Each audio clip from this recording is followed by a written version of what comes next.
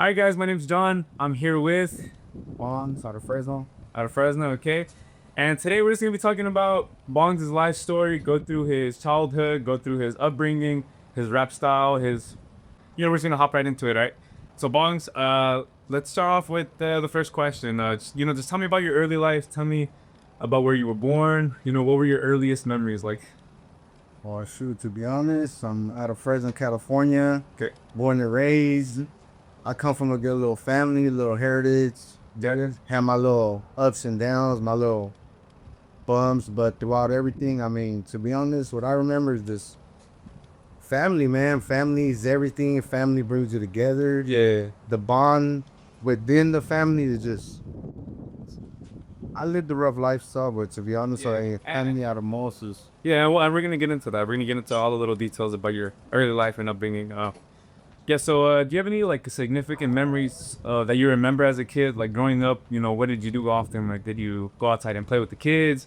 Did you play with your cousins a lot? Like, how were you as like a kid? Like, from age like 4 to 10, like how were you? Man, to be honest, from 4 to 10, Do you remember anything at all? yeah, I mean, I started early, to be honest. I used to be outside with the kids, with the family, but yeah, I took a early step at the age of 9. I started breathing, smoking, which he's out for now. I mean, I don't. No, no, no. Yeah, big gun. The kids. Yeah, that's basically how I started. I mean, I started off early, remember? Yeah, yeah. Okay, and what was your home life like growing up with like your parents, your siblings, your cousins? Good, rocky, no lie. I mean, just like any ordinary family. I mean, you have the arguments. Yeah. We have the loving family, but to be honest, I do feel like there was a lot missing, a lot. Yeah. And you want to go into that well, where were some rocky moments that happened in your childhood? Really, honest truth is, hey, it's touchy. It's touchy. I mean, my parents arguing, not having a father alive, but I think around my step pops now. Yeah. He showed me, he guided me, and he's been with us along the whole way. As the father of my two little sisters, three sisters, two sisters and other brother. Yeah. You know what I mean? How can I say it? I mean, it's a touchy subject. I mean, for anybody to go back into the past, to be honest. And, Yeah, yeah. I mean, I really don't know how to explain it. Having like not having that father figure, I feel like it affects like most people that don't come up with that. I feel like father figure is important in somebody's life, and yeah, I can see how it could affect you, and yeah, it probably affected you negatively, right? Yeah. All right, and did you feel loved or safe as a kid growing up? Did you really feel that love from the family? Yeah, I felt the love. I mean, safety made me know I lacked on safety, so that's what brought me into becoming what I became, to be honest. Okay. Yeah, yeah, yeah. And was there a moment in your childhood that felt like everything shifted? Like you said that you started drinking at age 9. You think that was like the turning point in your life where where like you felt that you like just changed like right like snapped right out of it like at age 9 you've like turned into a different person. Really, when I started drinking, I started like running the streets now. Uh-huh. Honest truth, like And what is running the street? Yeah, yeah. Explain that. So what is running the streets for you at age 9? Like I couldn't imagine myself being like that age, man. man, at a young age, I ain't gonna lie, I used to have a fear of the dark. The dark. So me being in the dark, even when I would have to walk home, Yeah, yeah, I would always walk with a knife in my hand. yeah. Tonight at age 9, to walking home, Yeah, yeah, yeah. because you never know. You got homeless out there. You got the dogs out there, especially around the corner from the grandma's house. There used to be a big old dog, big dog. You need to jump out. So I used to be like, how am I gonna protect myself? There's been times where I'd have jumped the fence, scratched myself, and I'm like, you know what, bitch, out there, like, Uh-huh. got the fence. But what was like the moment where you were like, "Fuck, I need a knife. Like, let me get a knife." Like, was there anything that happened? Also, those moments, the dogs, and honest truth that I mean, jump a year later, I got my hair cracked up bar. So what happened? There's some. It was just a second, but what happened with that? I got jumped out on basically like wearing the wrong things, honest truth. I was in a gang life, yeah. I was still running the streets as a little kid. Hey, how old are you when that happened? 10, 10 years old, and you were wearing the wrong colors. Where? Like in the wrong side of everything? on the west side of Fresno, pretty much. But I got jumped out on, got banged on. Sort of my name gangbang, but still it is. Stop wearing the wrong colors at the wrong time. Whoop, I cut head to my back, to my legs, back and forth. Crying. I was a little kid, like, look, don't ding, ding, I don't ding. But it's honest truth, you know, honesty brings you the best parts of everything. It just, yeah, it's just, How old are the kids that did that? See, were the kids that are? maybe like 17 to like about 20 years old, all with mustaches, beards. But I mean, insomnia is maybe bars. And did you feel that? Did you feel that? You know, that little moment like made you turn into who you are now, as sparking like that. Yeah, right away. Wicking a quickness is sparkling because at the age of 11, I started smoking weed, doing the harder drug. It uplifted me, to be honest, because now I felt like, okay, at a young age, I got my house broken into. Now I'm getting beat up for not even being from nowhere. So it's like, okay, he's still my, you know, my Game Boy, my Nintendo 64, and now you're beating my ass for something that I don't. Yeah. So it uplifted me more, and it made me want to feel the wrath and give all this. Yeah. So did you try to get your get back at them? Like, what'd you do? Nah, because to be honest, it was too many of them. I didn't even know who they were. It's true. You never saw them again? Out. I never saw them again. I mean, maybe, but you know how I did? Just seen guys jump out. Like, you can't think, like, oh, I don't think. Like, walked away. But when I walked away, I saw shit, man. Oh, at the crowbar. Well, I've been out and I try to run, and then I collapsed in bushes. So I collapsed into the bushes. Yeah, I didn't run. It's okay. And when you got home, what did your parents say? Were they concerned? Wouldn't know. No. No, my mom didn't know. It was a scenario where I was asking my grandma, like, okay, this and this happened to one of my friends, right? What can he do to put on a cut? Like, you know, it's not like, they don't have either. Like, you on this cut, he's damaged. Yeah, she told me, tell him to crush some tiny little fills, boil some hot water, put a little rag in there, put a, long story short, I went to my grandma's room and I'm doing everything. I pressed the Tylenol yield, I put it into the cut, and now I'm with the rag, right? And here comes my mom kicking the door to her. Oh, hey, what's going on? I looked at her like, what? What do you mean? She's like, some grandma, what this here? I looked at her like, no, what are you talking about? Like, grandma just told me, like, you're asking these questions, like, what for? Yeah, she started crying, like, you never know, and things that happen, you could have been left for dead, and I think about those moments now, like, maybe, like, no, she's my backbone now to this day, like, you know, that word. Tell her everything, she knows everything, so it's like, for me not to tell her at the moment, I understand as the parent, but as a young wanna-be adult, yeah, grow up fast, I was just trying to get it in there, trying to mix it in and try to do my best. Like they say, you're a little guppy swimming with sharks, and that's just what I was, a guppy at the moment. Yeah. Back to when you were like 9 years old, how were you getting the beer and like who was providing you with all these things?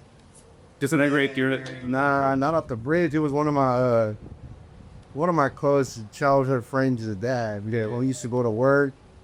If you guys are at my house about midnight when I get on work, I'll have you guys a bottle of MD. I don't know if you guys know the MD 2020 is the Mad Dog from back in the day with the Cisco bottles. Yeah, we used to always have a bottle right there waiting for us at least. Great. That's great. Dude, the A's night. Yeah. I was gonna ask you like what kind of neighborhood did you grow up in, but I'm based off the stuff that you've been giving me. The neighborhood wasn't all that. Like you're nice something. Good. Yeah. Were there any other instances that happened, like getting beat up by a crowbar, or that was like the only one that happens? Like, nah, see, me doing that's the only one. Besides, it's just being kids. Just I don't know if you guys ever heard of the this game called The Warriors. It's like an old school 3S2 game. Is this? They're like supposedly gangs from different areas, and that's who we were. We were the Night Crawlers and the Warriors. We used to tag up each other's house.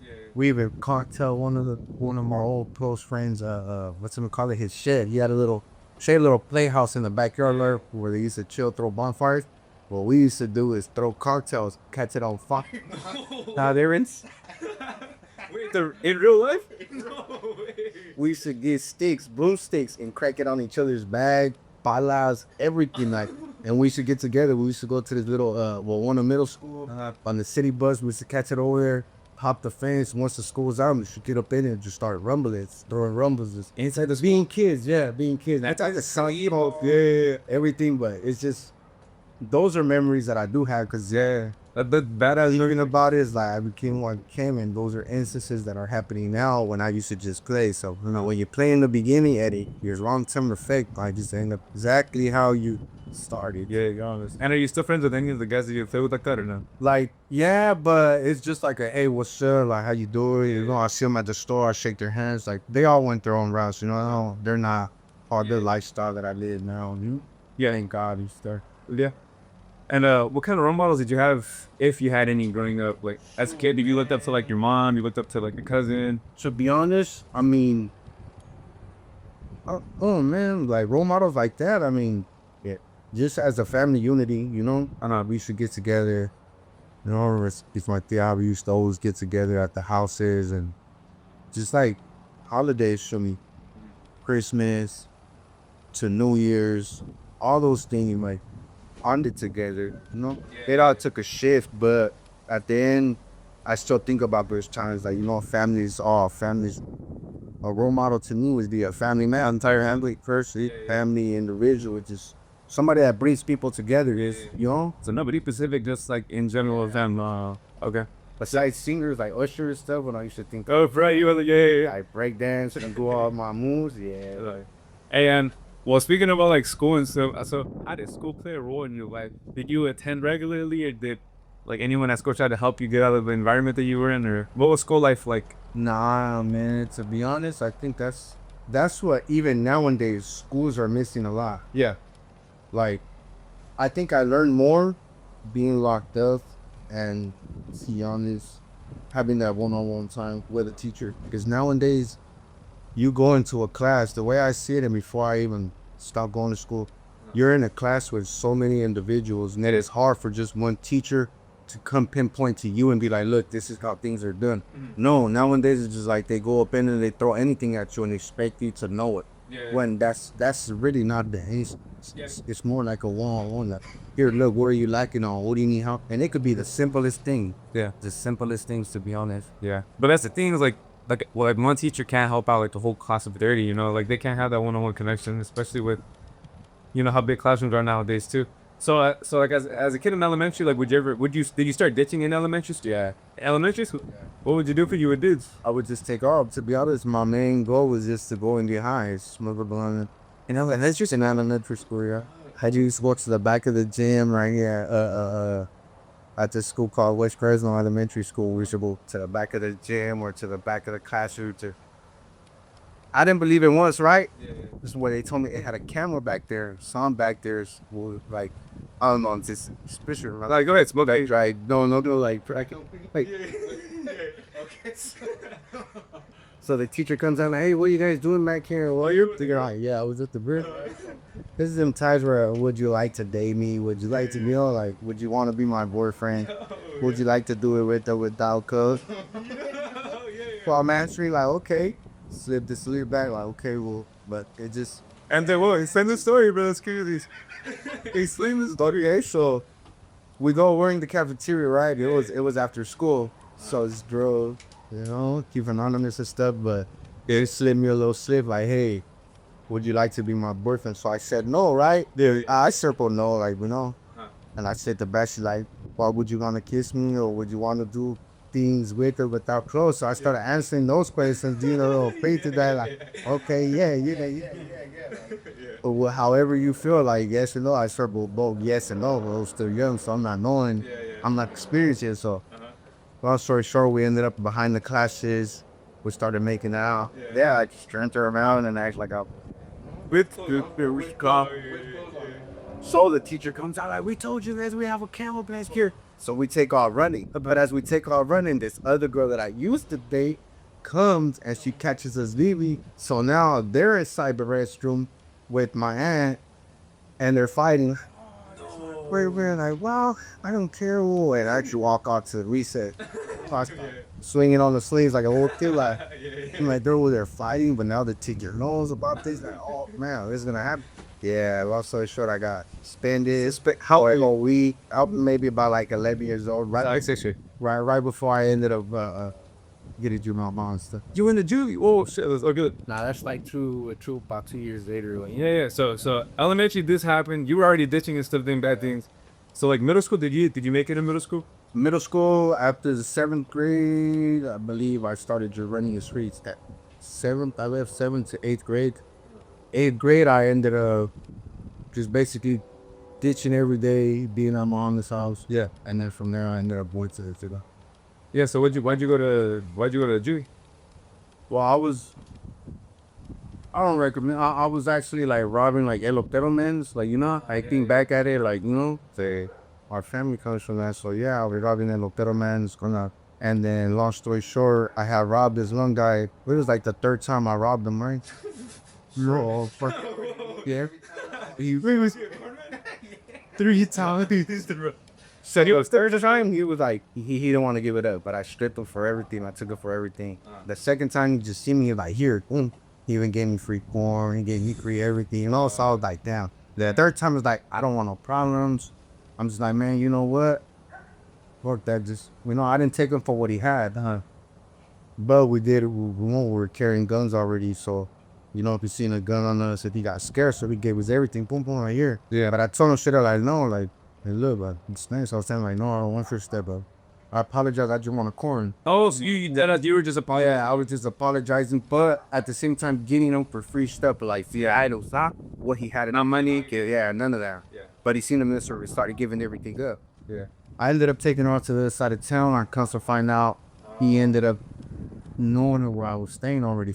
So many times I already had robbed him, But yeah. So they called the cops over there. They stripped it. They found what I had in there. I had a gun in there, and lo and behold, nobody else really lived there. Well, they did, but when they found me on the opposite side, they found me with another gun. They forgot me in the car. Yeah, where I had a different gun on me, and then I had a bigger gun inside the house. So I only got for that. I think they for 13. Yeah, I was in there for possession of firearms. And how were you getting these guns? Robbing houses. Robbing houses. You were just finding guns. Just finding. I already happy or like a little kid. Like I go in there majority of the time when somebody's, man, I don't, like I said, I don't bring this upon nobody. No, they was like that's when I was younger. But to see the things that I was taking is like it's not valuable. It was just to give me a quick little check of weed or a little wow or a little beer. Not thinking of the big picture, but just like a little kid, I'm running through a house, if I find a gun, I'm running out. Yeah. I'm gonna leave everything. I'm gonna drop everything, Oh, and I'm a gun. Little ass kid with guns, with a piperino, everything there. Yeah, man, got that going there. You remember the first time you robbed the house or no? Yeah. How old were you? Yeah, I was about like almost 12. No, like, oh yeah, about to be 12 years old. And I was like, my grandma's we're neighbors to you. And being young, he left the backpack with the fucking school ID picture tagged onto the backpack with everything in there, like stupidity. And the people being, they were the first one that accommodated us. Were like, oh, welcome to the neighborhood. Yeah, we bought you a little pie. Like they came over, like, look, we don't want to call the cops, but we know it was you guys. Yeah. And I looked at them like, you know what? Yeah, damn. Like, What'd you guys take? we took video cameras, we took their coins, they didn't really have nothing. It's like a little house that the guy had crashed into it, right? When he was younger, he used to drink a lot. Okay. Like he remodeled it himself. So it was like everything was wood inside. But we just did it being this model. So being little as kids, we have the knuckleheads. That's crazy. It's really get a bag. Yeah. All right, so let's go back to your first time going to juvie.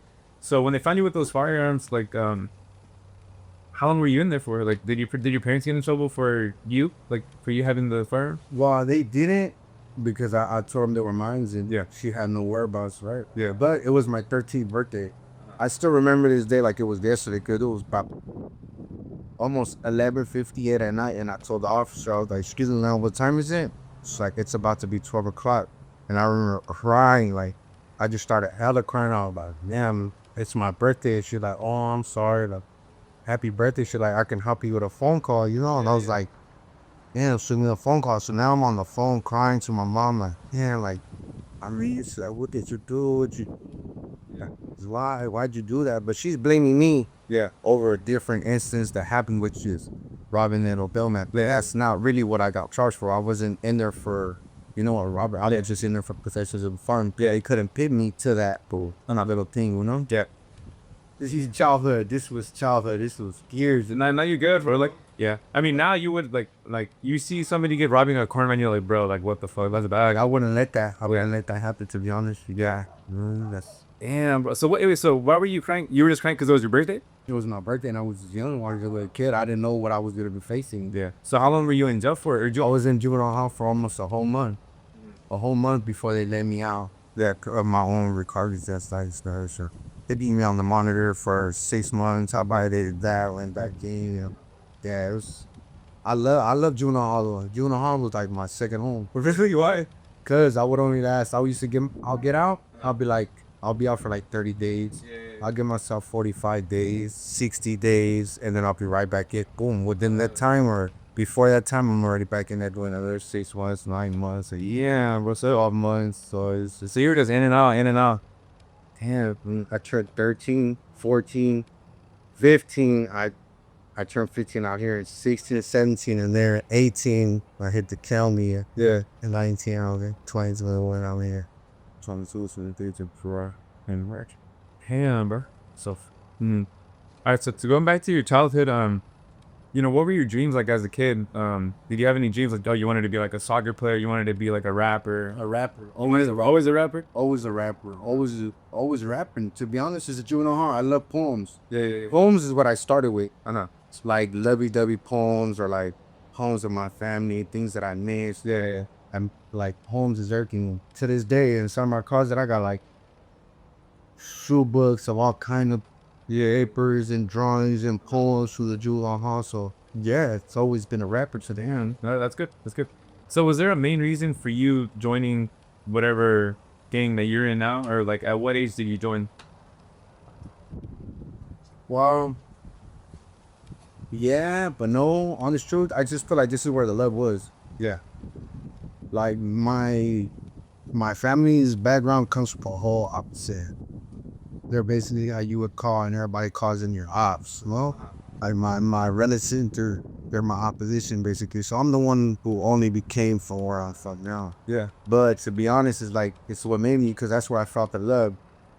As soon as they embraced me, it was like always like, hey, come here, and me like us, and they see me down like, nah, don't trip, come here, like, and you need protection, don't know where you go or things like that. It's just everywhere else is just like it's just fake love, and that's just what today's date is. It's nothing but the fakeness. So is that what is so do you feel fake love with your family, or you just didn't feel it loved enough with your family that you had to go out and find out if it Feel the love, but I just feel like, to be honest, it's like a different type of love? it's a different type of love. Exactly, it's not like I just got infatuated with the lifestyle, and to be honest, a lot of my family they don't condone to it. They rather off see me doing good Yeah.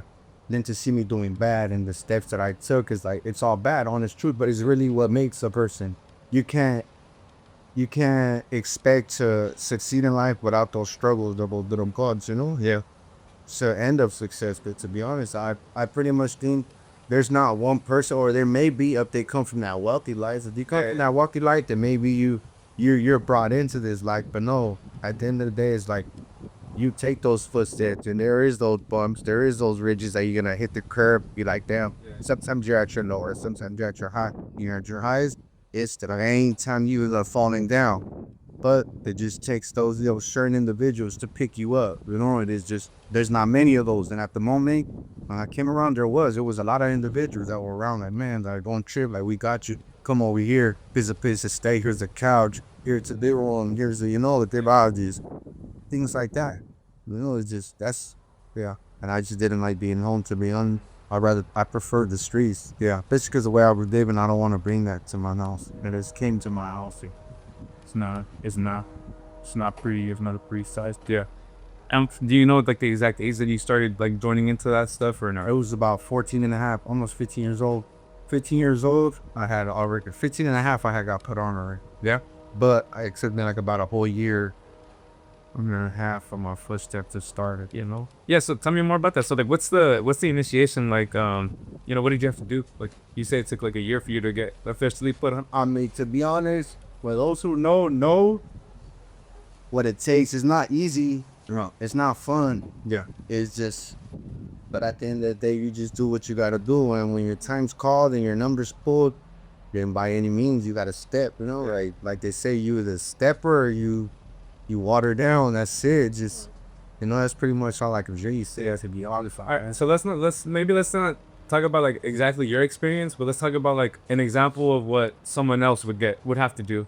You know, let's not talk about like what you had to do, but what somebody else would have. Maybe people gotta maybe like, show themselves, put on for their name. In other words, maybe we'll tagging, maybe we'll slashing tires, maybe we'll beat people up if we're making sure you're recognized, things like that. Just Yeah. and it leads further though. Just know all of that you do does come with consequences. When you leave basically a signature there for them to know this is the individual or these are the type of people that are there to do it, just know there's consequences and there will be payback. There will be comeback.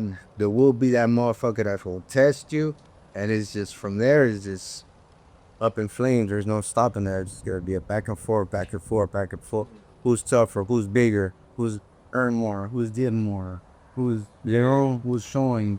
That's just So you said yours took a year. Is that like the average amount of time that it takes for somebody to take longer. It could take longer, to be honest. Yeah.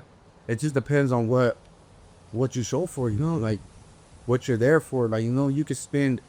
There could be someone here that's here before me and hasn't got their initiation because of the simple fact that they're not meaning that they're really lingering around. Yeah. It's just what you show towards them, to be honest. Yeah. All right, so let's talk about your mentality. So can you describe the mentality you had to develop in order to survive and gain respect in the game? What was your mentality like?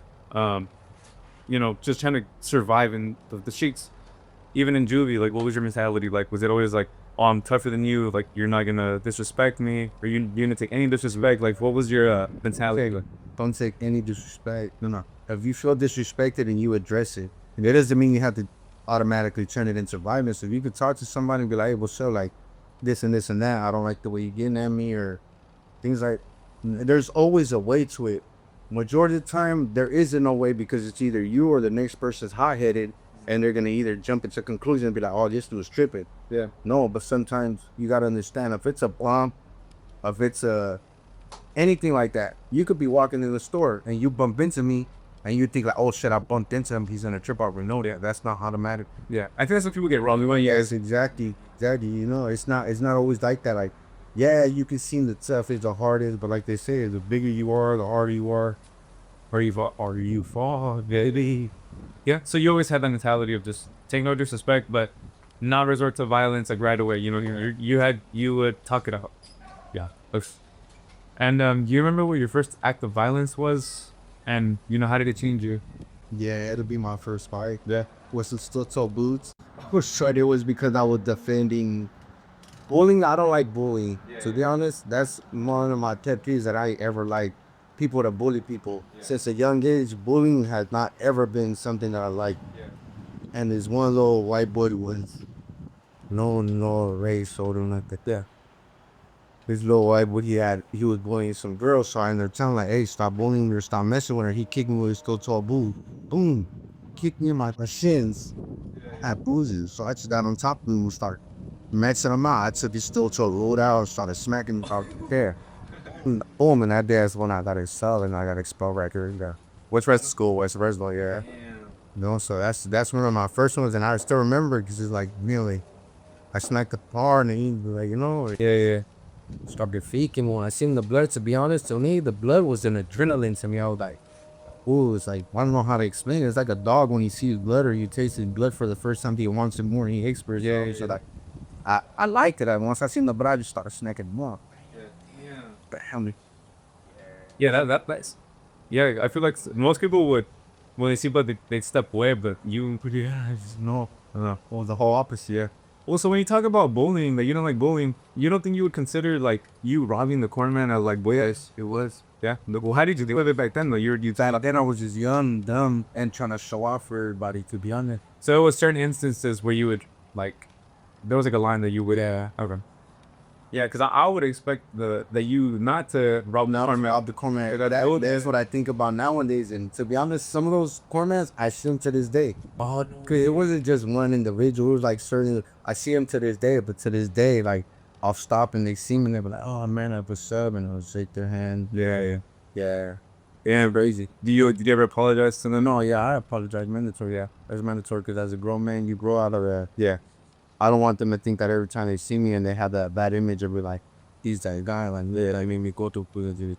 No, yeah, for sure, bro. He three is like, All right, so and don't. yeah, let's talk more about life inside the game. So, what's a typical day like for you being in a game like right now compared to back then? And is it more chill? Like, Nah, to be honest, there's chill days and there's moments where it's like, damn, every day I walk out with a head on my swivel, with my head on a swivel, like, yeah, I do gotta watch my back, especially now that I have kids and stuff. But yeah, it's just, I don't do things that I wouldn't want done to me, especially not in front of my relatives, neither near a home, no, anywhere where it's your sanctuary, your place of home. You don't do that. yeah, You don't condone to those things. You should not ever do no violence in front of kids, especially not when they were big family. yeah, For certain facts, like, that's out. To me, that's, I don't take them serious at that point. yeah, yeah, yeah. So, what are some rules, or like, is there like a code that you live by now? Like, what are some rules that you hold for yourself, or like a code that you live by that you don't cross the line? Well, that no violence in front of kids. Is there anything else? Hear no evil, see no evil, and you speak no evil. Pretty much, to be honest, it's just something that I live by, and it's all family first. Yeah. And what's it like in prison?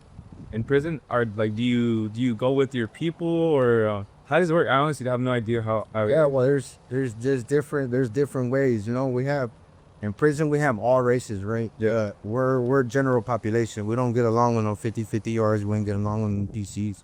We do have paisanos in the yard. We have the whites. We have the black, the blacks. We have the Asians. Yeah. And we have us. But it doesn't mean that our own car has nothing but Mexicans. No, we have blacks with us. We have lights with us. Yeah. We have Asians with us. We have everything with us. The whole criteria is the whole. It's like throwing a group of people from a whole section into a bowl of cereal and just everybody's gonna eat for hunger. Everybody's gonna, you're gonna pick your side. We normally go, with the sueños, with the people who ran Southside and things like that. But then we do have those other cards, and that's one gotta watch out. And it's a situation where you can end up in reception, and you can be in a 2-man bunk, but you're the next person living next to you is like right here, Yeah. 30. So you're sharing a walkway. You make sure you're always clean. You clean up after yourself. And sometimes you may have your own little walkway, and this walkway is here. So even by me just stepping my foot over like this, Yeah.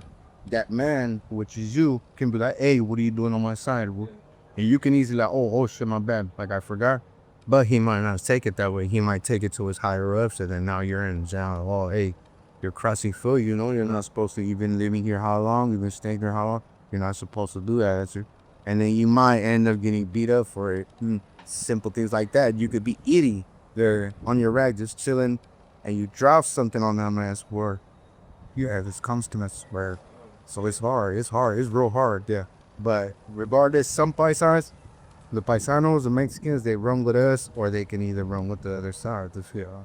Yeah. So was there any like tell me about like a crazy prison story that happened? Was there any like was it like a riot, or was there like a did he say any killings? Did he say any like any? Nah, I didn't see no killings, but it's a scenario where I got sent to a backyard. I went to prison. I went to reception, and from reception they sent me to a backyard, which is called Jamestown. But it's a bar camp, and it's like dog eat dog. I'm talking about like I'm behind the gate, and you see everybody in the door, and they're just like, right now, we're saying boom, like you finna get stabbed. And I'm just thinking like, damn, I'm glad I ate like 20 burritos just past peak. Like, yeah, like I gained weight at that moment. I'm just like, damn, but I'm looking at these fools like, damn, these fools are eating me up right now. Yeah, no way. And the guards only tell you, like, I had shoes from the county. They took my shoes, put me in some chanclas, thinking like, this is the only way. This is your coming card out. Like, either you're gonna drop out right here, or you're gonna show yourself. I'm just right there like, I'm just walking in line like, yeah, if it comes to gates, CEO's like, hey, don't run. Wait till we get inside.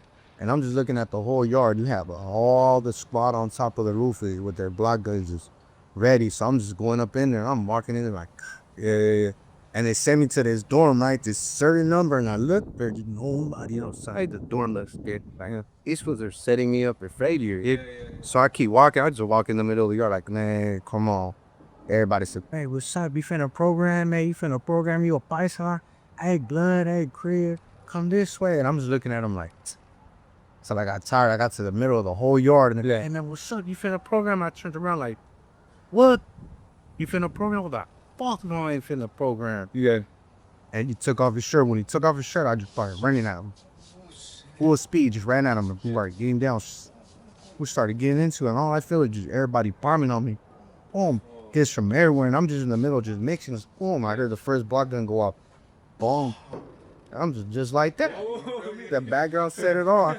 So I'm just like, just still getting down. Like, I heard the second one go off.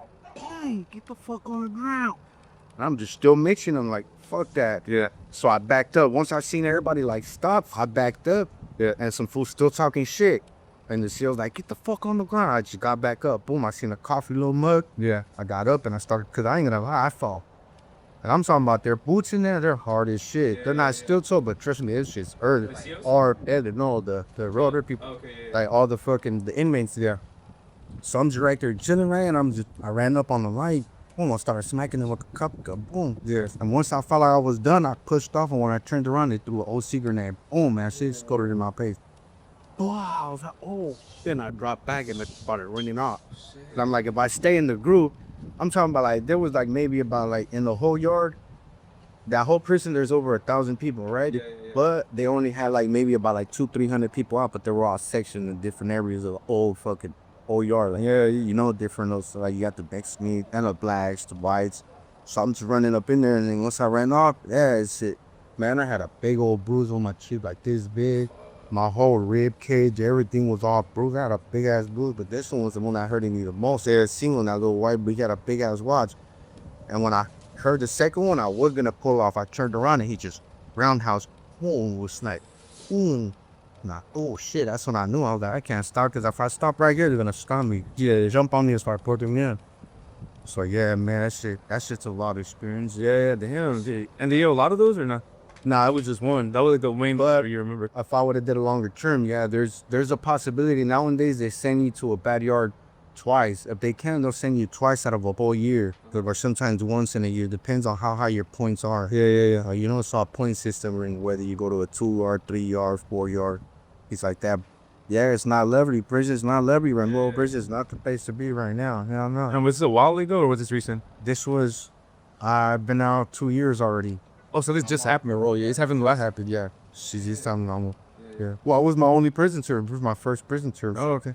No, my first prison term. I feel like I went through a whole rodeo, man. Like they're going. What'd you go to prison for? For possession of a firearm. Same thing as a kid. Yeah, 211. Yeah, same thing as a kid, and then a 211 robbery. I was holding it behind me from a juvenile. Oh, okay. So yeah. Also, a lot of the stuff was just from like. Yeah, my pad, and then to present, which was a possession of a firearm. Yeah. Damn, dude. Let's move on to the, just your mindset in general. So, was there ever a moment when you paused and thought like, damn, what am I doing? Like I could do better than this, or I'm better than this, or I shouldn't be doing this. To be honest. Or do you have a lot of those times? Yeah, I have a lot of those times. A lot of those times. Especially when it comes out to my family and my relatives and things like that. Yeah, I see people going worse than what I've been through and things like that. Because I done went down like before. I done, no lie, like I done fell into the drug addiction. I done got into the alcohol addiction. Everything that you could name, and to be honest, yeah, I've tried majority of the drugs besides like all that new shit that's out now. Like fancy stuff. Little M30, all that. Yeah, I don't condone it. Man. If you ask about all the other type of little drugs, man, You ever get doing them? I done did them before, so it's just, yeah. Because it's hard to get out of, right? Yeah, it's hard. Very, very hard.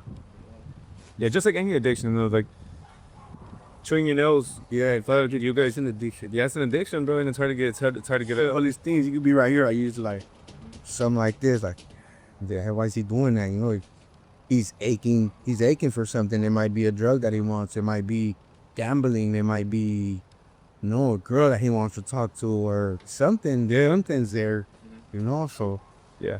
So do you have any, like, you have PTSD or any recurring memories that haunt you, like that always pops up in your head? That like something like that or that gunshot. Oh, for real? Like any gunshot, you always, Yeah, I always like different by a bitch shop. yeah. Oh shit, tell us about that. When did you get shot? Or how'd you get shot? Tell us the story.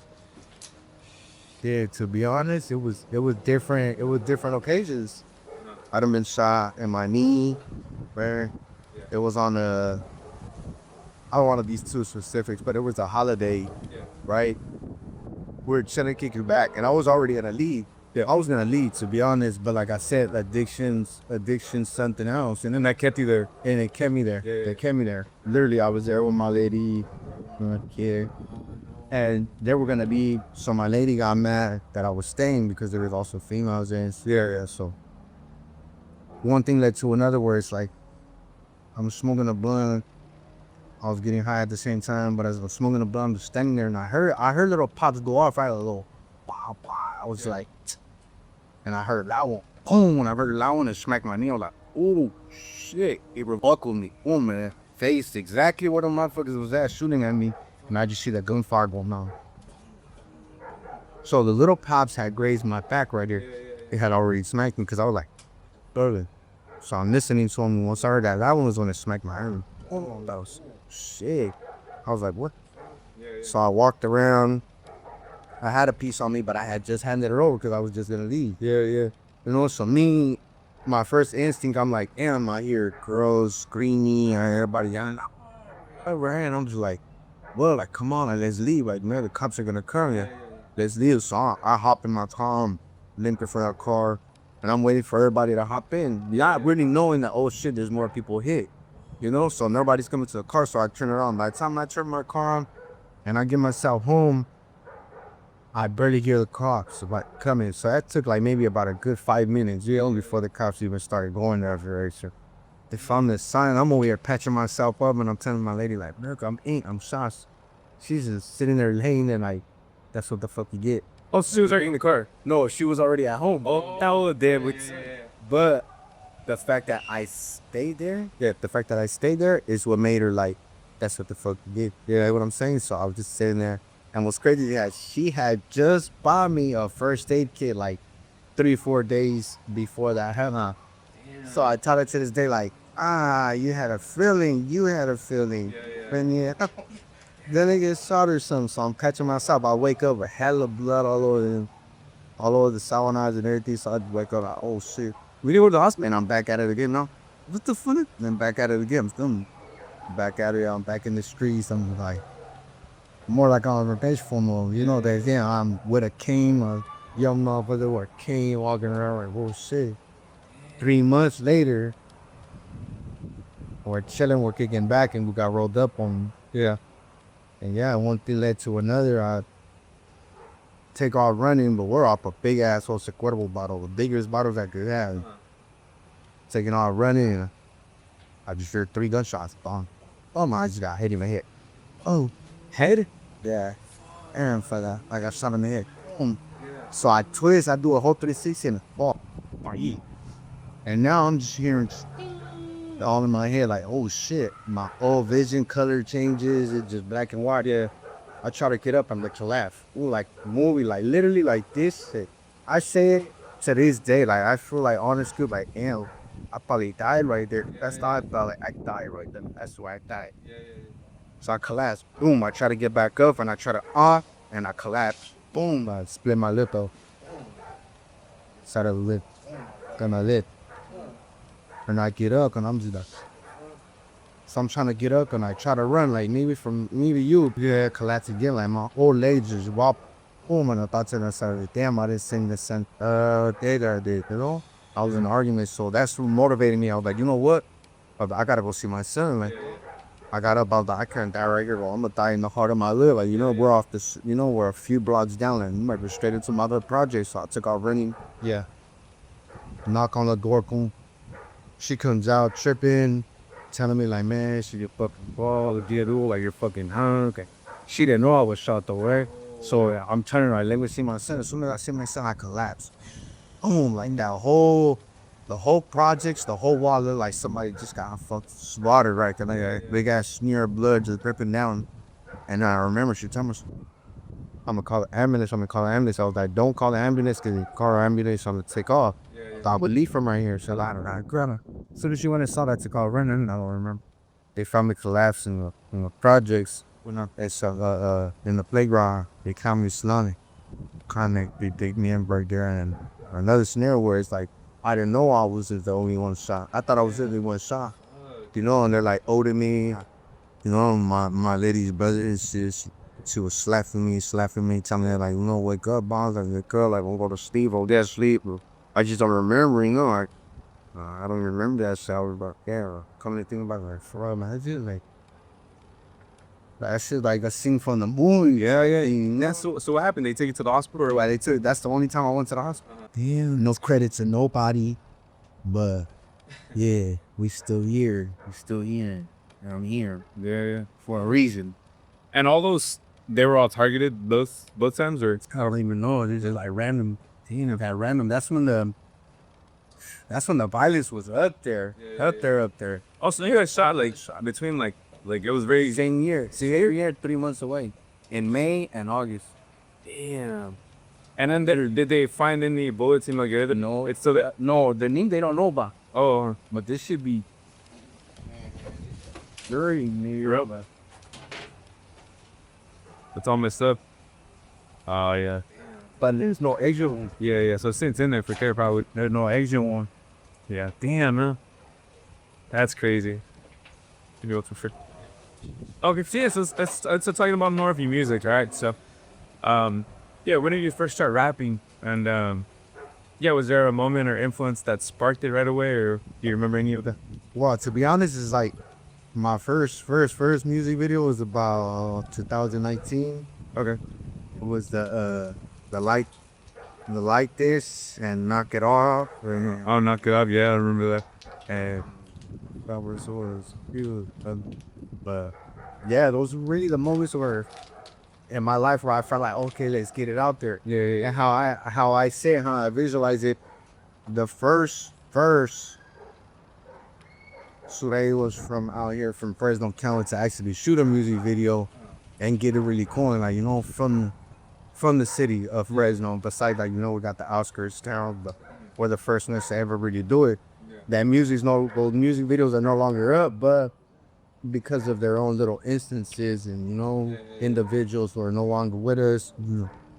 But I kicked it off as soon as I got released. I've been dropping music. I got this song with another artist right here from Salmo and my boy Rascal 2600. Okay. Shout out to him. Got known for it. Yes.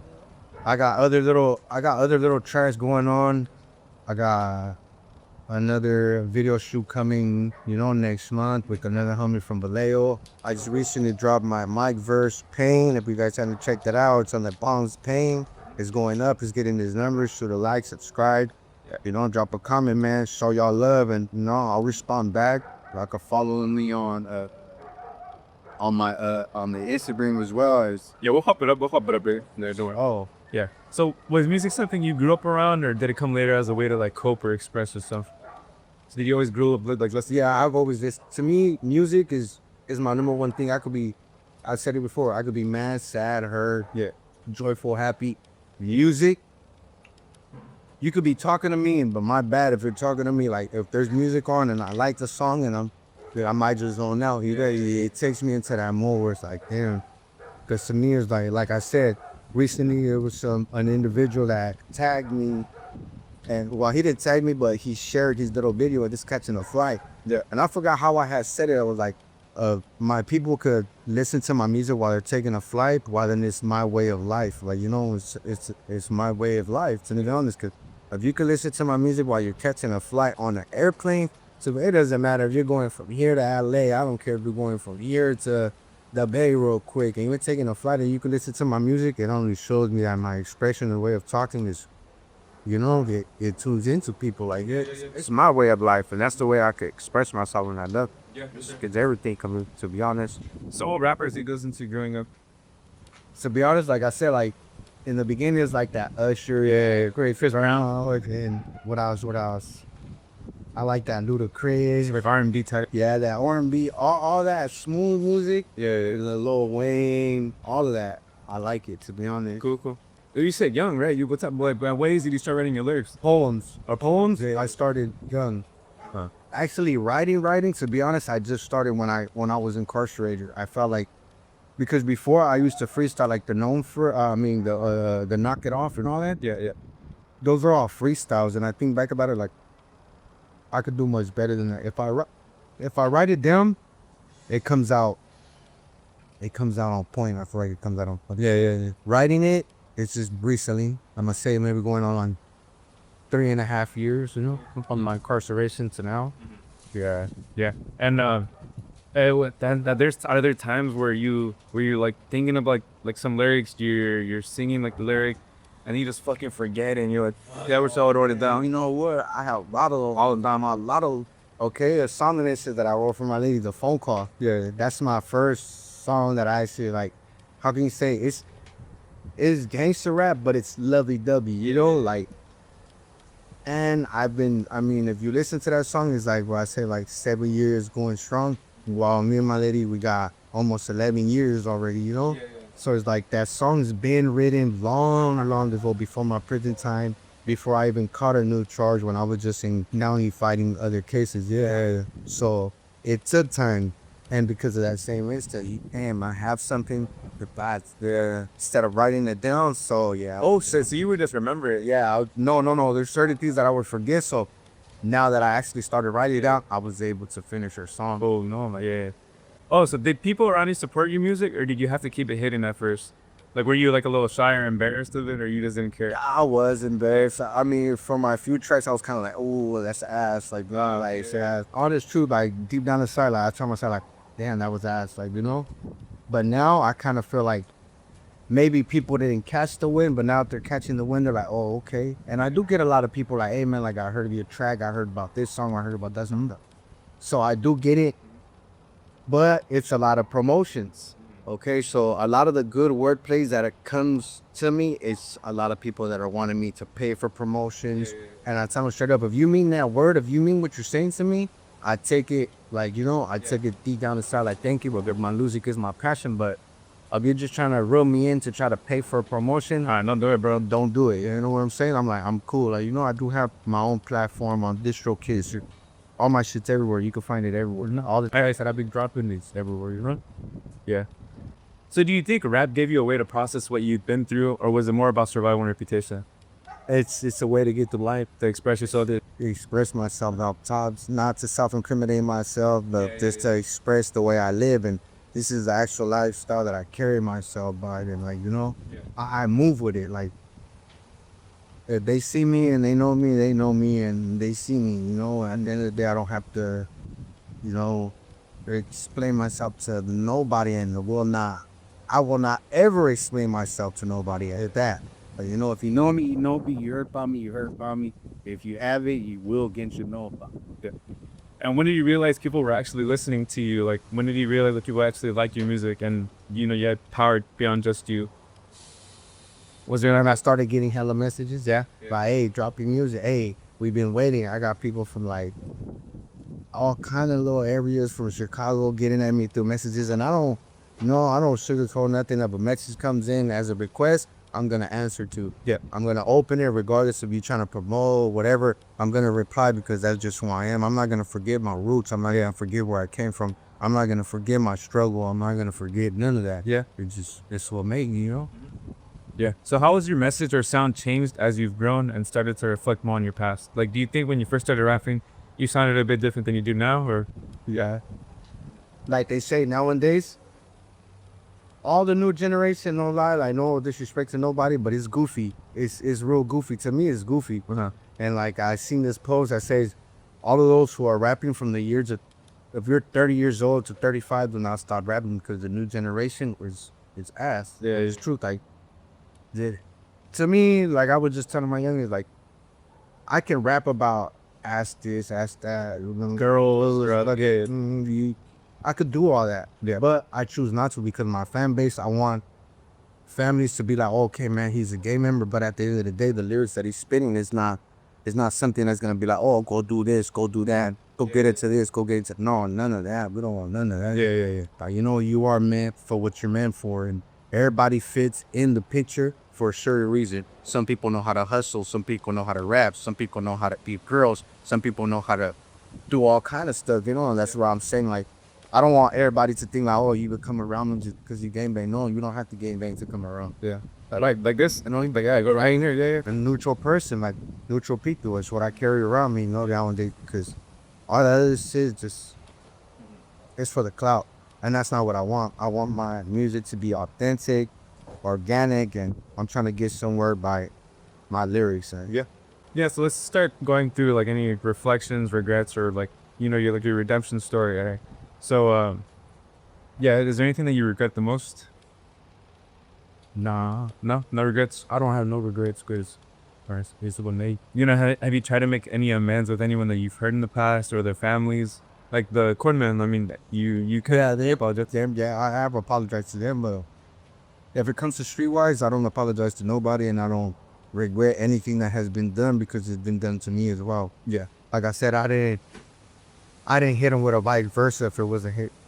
So it'd be that's why I say where I became a person that breaks into homes. I only felt that because it's like I was a little kid. It's like you broke into my house and you took my parents worked hard for it. You get what I'm saying? Like that was my Game Boy. That was my Nintendo 64. That was my bed frame. You get what I'm saying? That was my radio that we used to bump in the morning, and my mom used to bump to wake us up. Like you know, turn the music on, get up out of bed. Like, oh damn, you know, my motorcycle you guys stole. So it's like I only inflicted the same wounds that were inflicted to me. Yeah, yeah, yeah. Do you believe you deserve forgiveness from people? Everybody does. Everybody does, but if this guy has to forgive me, Yeah. I pray for all those inflicted wounds on me. Or Yeah. And just like a quick question to yourself. So if your younger self was sitting across from you right now, what would you say to him? What would you say to young Bongs? you got it. Just don't give up. Cause you know, like you're getting there. You're getting to where you need to be. At the end of the day, not just for yourself, but for your family and for all those who surround you. Yeah. Yeah. So right now, what keeps you going? Like, what gives your life meaning? My family. My family so much. Yeah. My number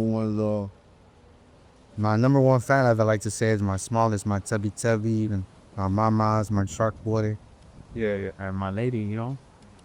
What would you like to say to those that and those that get things wrong about gangs? Like, so what do most people get wrong about gangs in general? Like, don't let the image create the person. Meet the person, get to know the person. Don't judge the book by its cover, and just Yeah. just know that deep down inside we all have love, we all have respect, we all have that type of sympathy for others. It's just the way that we live, the life that we carry, is what makes us who makes us, and what has made us. So don't ever think or judge that the person you see out walking in the streets is a bad man. No, that man could have changed his life around. That man's on the way to success. Probably you know. So yeah, just don't let that image misguide you on a person's perspective. Yeah. All right. So if someone's listening who has a loved one caught up in the gang life, what would you say to them? If he's trying to succeed, help him be there. Don't let that man stranded. Don't leave him for dead at the end of the day. Yeah. And for all those who have people incarcerated, trust me, it's the main goal to actually communicate. It doesn't matter if it's just one letter. It doesn't matter if it's just one phone call. Trust me, that man, that person, that woman, that kid, that lady, whatever it is, they're out trying to reach for something. And if they actually reach out to you and you notice that they're reaching out to you and they don't normally reach out to you, it's for a reason. It's not just because they want to ask you for something and they're calling you either. No, it's just they want to make sure that, hey, like, go forget about me. Like, they're still here. Yeah, it's just don't. Yeah, because it's lonely in there. It's brutal. I done seen the worst of the worst. I done took care of many sellers. Yeah. Like, have nothing to eat, nobody to comfort them, nothing like that. Like, no almost like, you feel me? Like, somebody to hear them out. Like, you know, even from their childhood, like, you tell me from my childhood, like, there's a lot of stories that I could have about my Sally that tell me, like, man, when they were young and they were lifers. Yeah. And what touches me is like, damn, they don't even have they don't have no type of contact with the house, you know, with Yeah. their families. Some of them are in Mexico, some of them are far away, and they have no contact with nobody. I'm sitting there calling my family every day, Yeah. and not even one phone call they get to call out to nobody, you know. I go out for a video call, not one call do they have for their family members, which is real fucked up, you know. But regardless of what they've done in life, everybody needs forgiveness. Yeah. To be honest. Yeah. So what do you want people to take away from hearing your story today? What's like the main thing that you want people to take away from hearing your story? Just don't judge me, man. I'm just Yeah. starting my life in all reality. I'm trying to start new from the bottom up. Yeah. Thanks to you guys, you know, for having me around, sticking around with me, and doing this little interview podcast. Like, Yeah.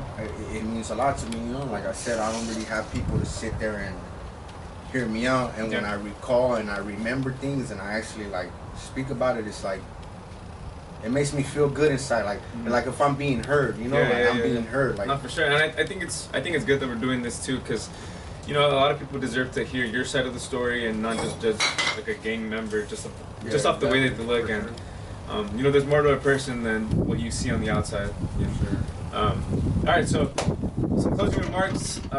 You know, thank you for being so open and honest and sharing your life with us. You know, we've walked with you through the early years. We walked with you through the early years, the streets you grew up on, the choices you made, the pain, the loss, and you know the lessons that you've learned along the way. You know, just a couple of questions before we end. So looking back at everything we've talked about, what do you hope people understand about the person behind the label gang member? I'm pretty sure we covered that already. Yeah. All right. So if this conversation could reach anyone, you know, a parent, a kid growing up the same way that you grew up, you know, what do you most hope that they take away from this? Don't judge a book by its cover. Don't judge a book by its cover. Yeah, and just keep going. Follow whatever the exactly. pathways that they're going. Okay. And then finally, what's next for you? Where do you go from here? And where can we hear your music? And where can we find you on social media? So, Man, from here is just on up. I got some more projects. I got another track coming out. Okay. I just want to go drop another verse with the homie Rascal 2600 and Stay Wicked from Sanger. So, and you can find me on all platforms. If you're looking for my music, you can find me on Spotify. You can find me on Apple Music, iHeartRadio. You can find me on all that. You can find me on social medias through Instagram. That's really what I really tap into. I got my TikTok, but it's not really getting into yeah. you know, numbers. But other than that, on YouTube under Bongs, look up Bongs. I got a few tracks on there, open mic verse, and Yeah, we'll put everything right here on the screen. Sure. Wherever pop right here. Right here. Yeah. Follow, like, subscribe. Yeah. Man, we out here. Yeah, and then to our listeners, if this story has moved you, sit with it, share it, ask yourself what role you play in the bigger picture, whether it's helping a kid stay out, supporting someone trying to get out, or just listening without judgment. I hope you guys enjoyed the story, and thank you to Bongs, man. Thank you. I appreciate it having you. Appreciate you guys. Yeah. All right. See you guys.